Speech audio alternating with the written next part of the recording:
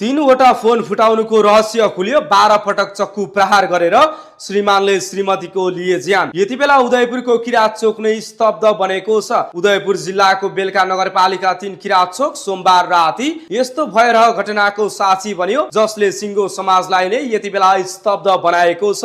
विदेशबाट भर्खरै मात्र घर फर्किएकी भावना राई आफ्नै श्रीमान खगेन्द्र राईको हातबाट निर्ममतापूर्वक हत्या भएकी छन्। प्रहरीका अनुसार खगेन्द्र राईले भान्सामा प्रयोग हुने धारिलो चक्कु निकालेर भावना राईमाथि बारम्बार प्रहार गरेका थिए। प्रारम्भिक अनुसन्धानमा 12 पटक चक्कु प्रहार गरिएको खुलेको छ। घटना घरदेखि करिब 100 मिटर उत्तरतर्फको बाटोमै भएको बताइएको छ। हत्या हुनु अघि नै संकेत दिएकी थिइन् भावनाले। यो घटना अचानक भएको मात्र होइन, हत्या हुनु अघि नै भावना राईले श्रीमान श्रीमती बीचको विवाद भइरहेको कुरा आफ्नी दिदीलाई बताएकी थिइन्। भावनाको दिदी भने इटरीमा बस्दै आएकी थिइन्। घटनाको केही समय अघि भावना र दिदी बीच प्रत्यक्ष मेसेन्जर कल चलिरहेको थियो। त्यही कलका क्रममा भावनाले घरभित्रको तनाव, श्रीमानको आक्रोश र विवादको अवस्था दिदीलाई सुनाइसकेकी थिइन्। कल चलिरहेकै बेला भयो भयरह मोड। प्रत्यक्ष कल चलिरहेकै बेला अचानक खगेन्द्र राईले भावनाको हातबाट फोन तानेर फुटाइदिए। त्यसपछि फोन एकपछि अर्को गर्दै फुटाइयो। घरभित्रको वातावरण झनै हिंसात्मक बन्यो र अन्ततः खगेन्द्र राई भान्साबाट चक्कु लिएर आक्रामक बने।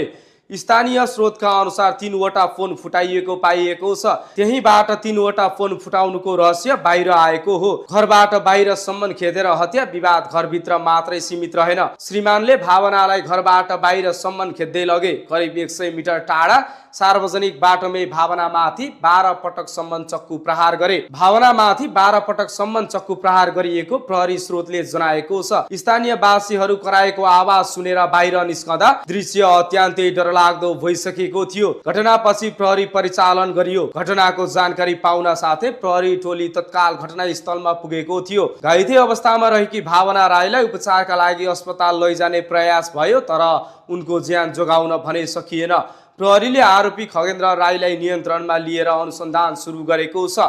फोन फुटाउनुको कारण, विवादको पृष्ठभूमि, विदेश बसाइपछि उत्पन्न पारिवारिक तनाव सबै पक्ष गहिरो रूपमा खेलाइँदैछ। फेरि उठ्यो गम्भीर प्रश्न, यो घटना केवल एक परिवारको बिछोड मात्र होइन, यो हाम्रो समाजका लागि डरलाग्दो चेतावनी पनि हो। फोनको शङ्का र पारिवारिक असुरक्षा किन यति खतरनाक बन्दैछ? वैदेशिक रोजगारपछि सम्बन्धमा किन विस्फोट हुन्छ? महिलाले पीडा बताइसक्दा पनि समयमै किन सहयोग पुग्दैन?